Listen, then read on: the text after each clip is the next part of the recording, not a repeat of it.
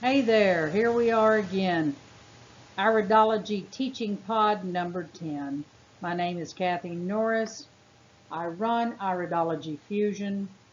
I am an IPA instructor, and I am so happy that we've reached the number 10 teaching pod so that we can discuss detoxing versus building. Let's get to it.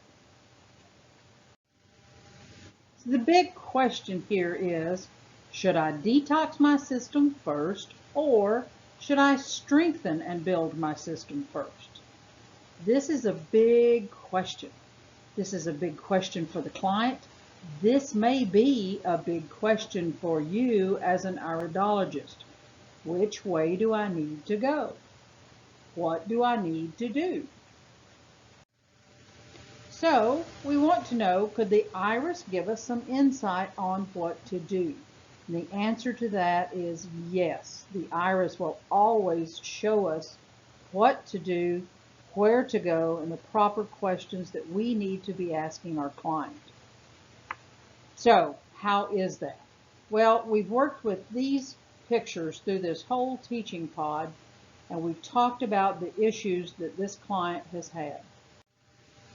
So now let's break it down. We know that we have a polyglandular subtype. We know that sugar is an issue for our client. She has already stated that. We know that we have other areas that we want to improve or nurture, and that would be the kidneys, the adrenals, the spleen, the parathyroid. We know that those are our target areas that we really want to strengthen. We want to make those kidneys good and strong. We want to keep those adrenals good and strong. We may need to clean the blood up a little bit. Maybe we need some chlorophyll. That's going to help clean the blood some. We want the parathyroid to be distributing calcium properly in our body. We may need something to help us with that. But do we cleanse or do we detox? We're looking at the bowel now. Which way do we go?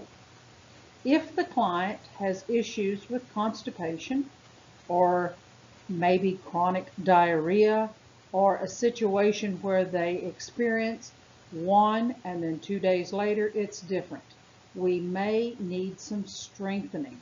We can always benefit from some bowel cleansing. Now, does that mean colonics? Possibly. It might be colonics.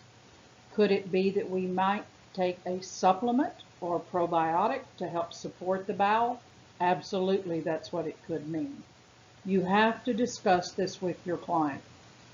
You have to talk about where they feel comfortable moving, where they feel comfortable about taking their health to the next level. Do we detox or strengthen the liver at this point? We always work with the bowel first. You're not really going to make a big difference in the liver if you don't work with the bowel first. So the bowel needs to be open and having proper elimination. That's at least 2 bowel movements a day. For some people to achieve 1 bowel movement a day, that is a big feat in itself. Take what you can get. After a certain period of time, and that could be 30 days, 45 days, 60 days, 90 days, you'll be able to determine when you should move into working with the liver.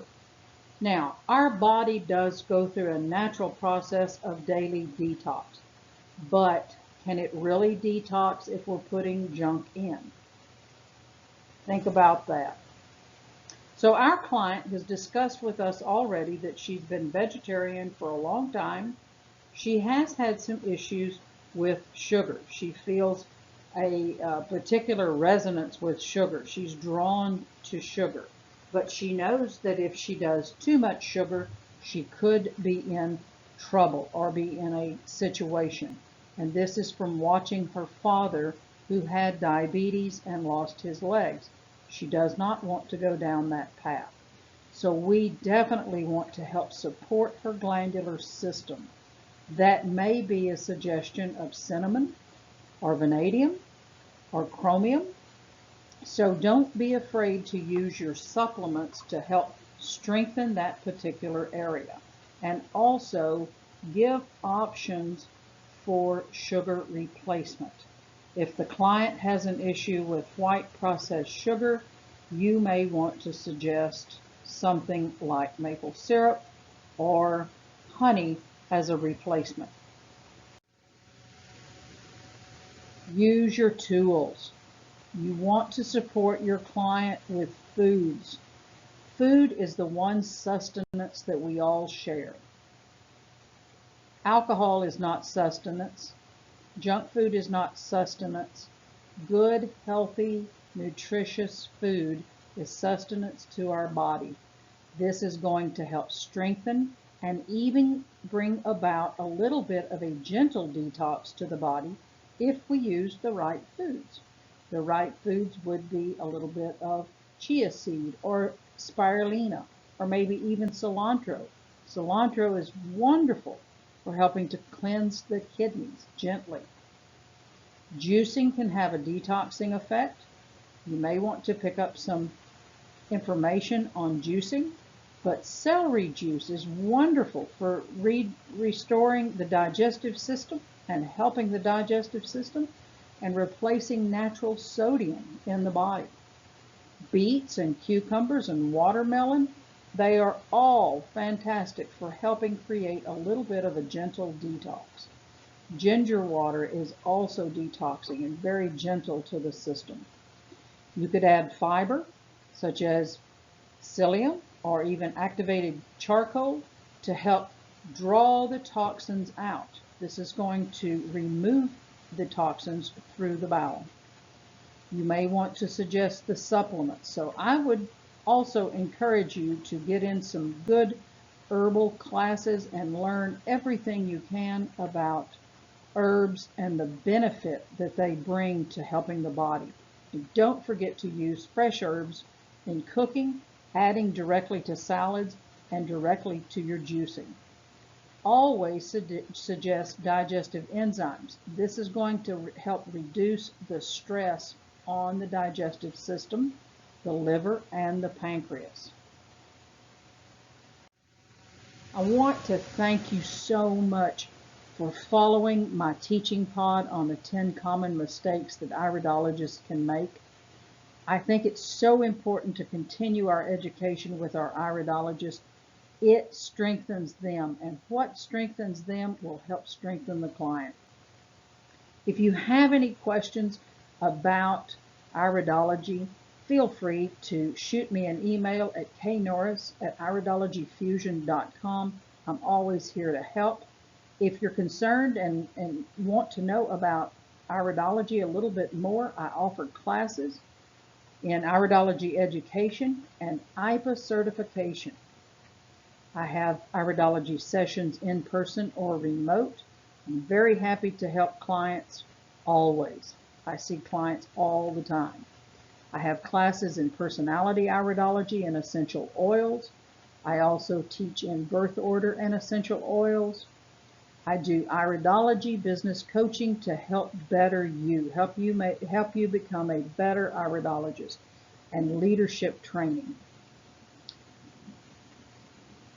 I also have a new course in anatomy and physiology that was just approved by IPA just a few months ago, and I'm very, very excited about it because it is exclusive anatomy and physiology coursework for iridology studies. This was meant to target issues and questions that we may have from iridology standpoints versus looking at the eye for anatomy and physiology. This was created from my heart. I absolutely loved putting this together. If you need an anatomy and physiology course and you are an iridologist, I would really recommend the class that I put together on this. Again, more information can be found at knorris@iridologyfusion.com. Thank you, thank you, thank you for following me. I appreciate you so much. I wished I could hug every one of you from the bottom of my heart. Blessings to you all.